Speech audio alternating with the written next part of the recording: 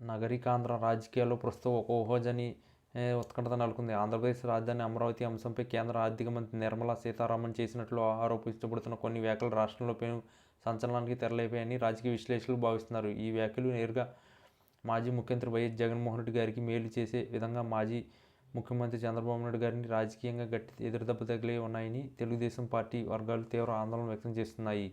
అమరావతి విషయంలో కేంద్రం వైఖరి స్పష్టం చేస్తూ ఆర్థికపరమైన చిక్కుముడుల గురించి ఆమె పరోక్షంగా ప్రస్తావించిన వైఎస్ఆర్సీపీ మద్దతుదారులు బలంగా నమ్ముతున్నారు. నిర్మలా సీతారామన్ గారు ఇటీవల ఒక అంతర్గత సమావేశంలో అమరావతి నిర్మాణానికి సంబంధించి గత ప్రభుత్వ హయాంలో జరిగిన ఆర్థిక లావాదేవీలు, వాటిలో ఉన్న సాంకేతిక లోపాల గురించి కొత్త అసంతృప్తి వ్యక్తం చేశారని ఢిల్లీ వర్గాలు గుసగుసలాడుతున్నాయి. ఈ వ్యాఖ్యలు సారాంశం జగన్ ప్రభుత్వం 3 రాజధానుల ప్రతిపాదనకు బలాన్ని చేకూర్చే విధంగా ఉందని, అందుకే వైఎస్ఆర్సీపీ నాయకులు దీన్ని తమకు అనుకూలంగా ప్రచారం చేస్తున్నారని టీడీపీ నాయకులు విమర్శిస్తున్నారు. గత ప్రభుత్వ హయాంలో రాజధాని కోసం ఖర్చు చేసిన వేల కోట్ల రూపాయల లెక్కలు, వాటిని సంబంధించిన ఆడిట్ నివేదికలపై ఆమె అనుమానం వ్యక్తం చేశారని వైఎస్ఆర్సీపీ శ్రేణులు అంటున్నాయి.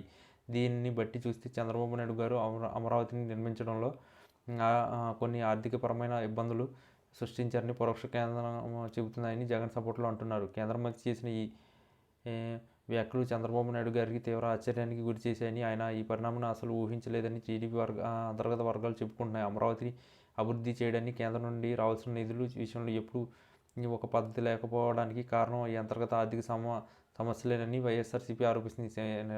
సీతారామన్ గారి వ్యాఖ్యలు 3 రాజధానుల అంశం జగన్ ప్రభుత్వానికి ఒక చిక్కును కొంతవరకు తొలగించే అవకాశం ఉందని, కేంద్రం నుండి వచ్చే ఆర్థికపరమైన అభ్యంతరాలను నివారించవచ్చని వైఎస్ఆర్సీపీ ఆశాభావం వ్యక్తం చేస్తుంది.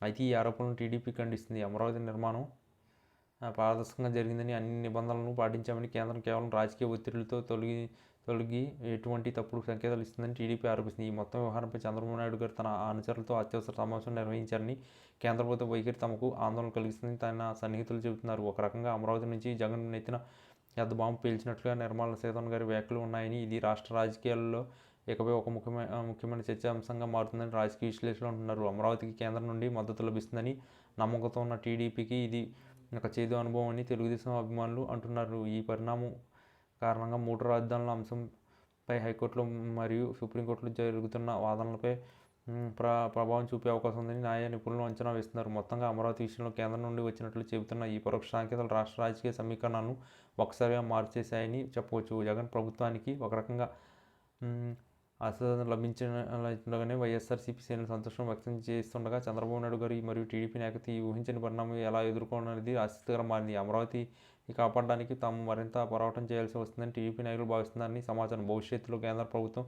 విషయంపై మరింత స్పష్టత ఇస్తుందా, లేక ఈ ఊహల మధ్యనే రాజధాని అంశం మరుగున పడుతుందా అనేది వేచి చూడాలి.